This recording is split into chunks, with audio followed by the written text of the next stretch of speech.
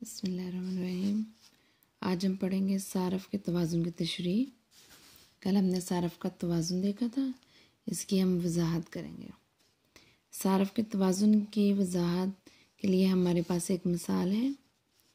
इसमें हमने सारफ के पास कुल रकम कितनी है, 20 रुपये।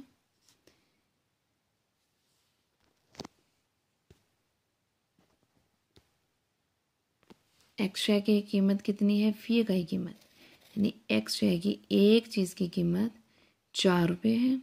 वाई शय की फ़ी इकाई कीमत कितनी है, 3 रुपये। एक्स और वाई दोनों अशया की ख़रीद करदा इकाइयों का मुख्तता मफादा, कि अगर वो चीज़ें ख़रीद लेते हैं तो उनका मुख्तता मफादा क्या होता है। ख़रीद करदा इकाइयाँ कितनी हैं, 1 से लेकर 5 तक, और इनका एक्स शय का मुख्तता मफादा 1 से लेकर 5 तक इतना है, और वाई शय का मुख्तता मफादा 1 से लेकर 5 तक ख़रीद करदा इकाइयों का मुख्तता मफादा ये है।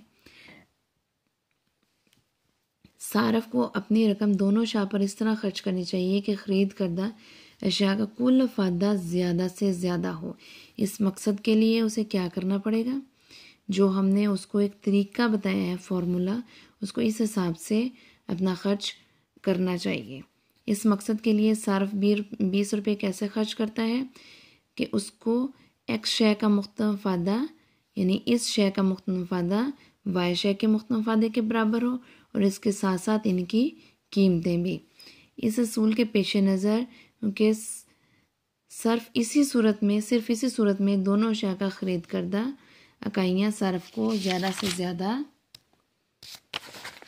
कुल फ़ायदा दे सकते हैं, और वो मुतवाज़न हालत में होता है। और एक्स और वाई अशिया की दीगी कीमतों में अगर हम देखें तो कीमतों और गोशवारों को ज़ाहिर करदा मुख्तता मफादे के पेश नज़र सारफ एक्स शय की 2 इकाइयाँ ख़रीदेगा, कि जो उसने हमें गोशवारा दिया है, ठीक है, मुख्तता मफादे का, और कीमतें दी हैं। उसके पेश नज़र एक्स शय की वो कितनी इकाइयाँ ख़रीदेगा, 2 इकाइयाँ ख़रीदने पर पहली और दूसरी, उसका मुख्तता मफादा कितना होता है, दूसरी इकाई का 32। इस 32 को हम ऊपर रखेंगे, और एक्स शय की कीमत कितनी है, फ़ी इकाई 4 रुपये, इसको हम नीचे रखेंगे और इस पर डिवाइड करेंगे तो हमें कितना मुख्तता मफादा मिलेगा, 8।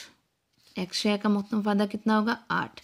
और अगर वो वाई शय की 4 इकाइयाँ ख़रीदे, एक्स की उसने 2 ख़रीदी थी, वाई की वो 4 इकाइयाँ ख़रीदे। और अब देखते हैं हम वाई की, ये वाई की है, वाई की 4 इकाइयाँ ख़रीदे, यानी यहाँ तक। एक्स की 2 ख़रीदी थी तो उसका मुख्तता मफादा यहाँ तक था। वाई की वो 4 ख़रीदेगा तो उसका मुख्तता मफादा कितना होगा, 24। अब हम 24 को ऊपर रखेंगे, और इसकी कीमत कितनी है, फ़ी इकाई कीमत कितनी है, 3 रुपये। इसको 3 पे डिवाइड करेंगे तो इसका मुख्तता मफादा कितना होगा, 8, यानी 8 दोनों का बराबर हो गया, ठीक है। इस तरह से सारफ की तवाज़नी सूरत हाल बरकरार रहेगी, क्योंकि वो एक्स और वाई दोनों शाह की ख़रीद करदा इकाइयों से ज़्यादा कुल फ़ायदा हासिल कर रहा होगा। अगर वो इस तरह से खर्च करेगा, 2 शय जो है वो एक्स शय की 2 इकाइयाँ ख़रीदेगा और वाई शय की 4 इकाइयाँ ख़रीदेगा, तो उसका कुल फ़ायदा ज़्यादा से ज़्यादा होगा, क्योंकि दोनों का मुख्तता मफादा यहाँ पर बराबर हो जाएगा। क्योंकि हमने क्या किया है, जो इस हमारे पास फार्मूले के मुताबिक हमने इस फार्मूले के मुताबिक ही अपने मुख्तता मफादा निकाला है। फार्मूला क्या है, एक्स शय का मुख्तता मफादा और एक्स शय की कीमत, वाई शय का मुख्तता मफादा और वाई शय की कीमत। जब हमने इसको कैंसिल आउट किया तो ये क्या आ गया, बराबर, ठीक है।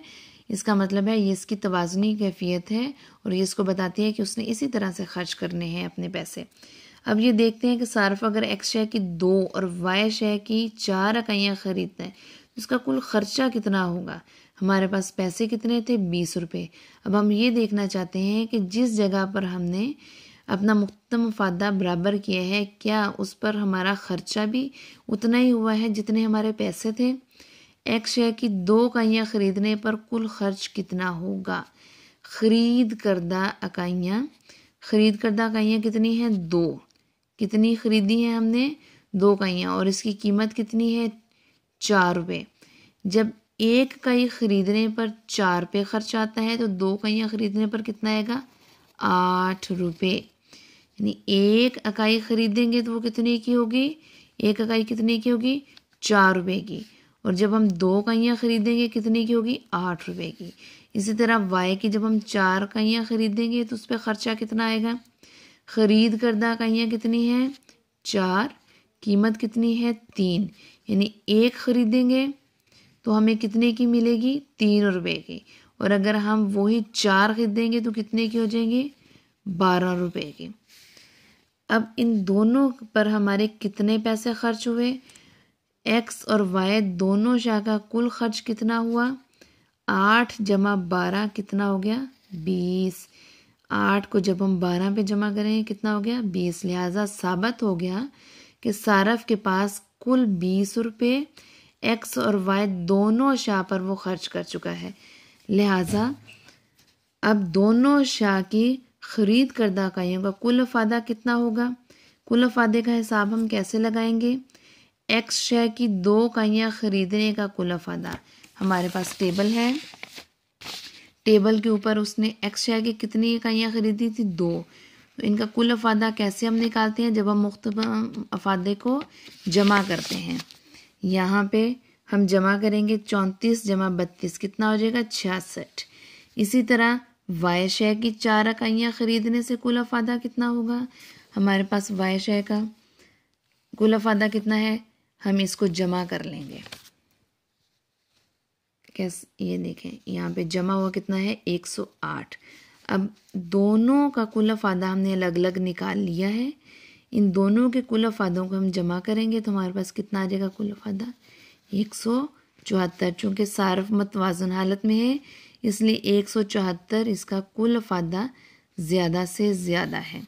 मतवाजन हालत में कैसे है, उसका मुख्ततम अफादा आपस में बराबर हो चुका है, उसका कुल खर्च जितने उसने पैसे लिए थे 20 रुपये वो भी पूरे हो चुके हैं। तो यहाँ पर इनका मुख्ततम अफादा जमा करने से जो कुल अफादा आएगा वो ज़्यादा से ज़्यादा होगा।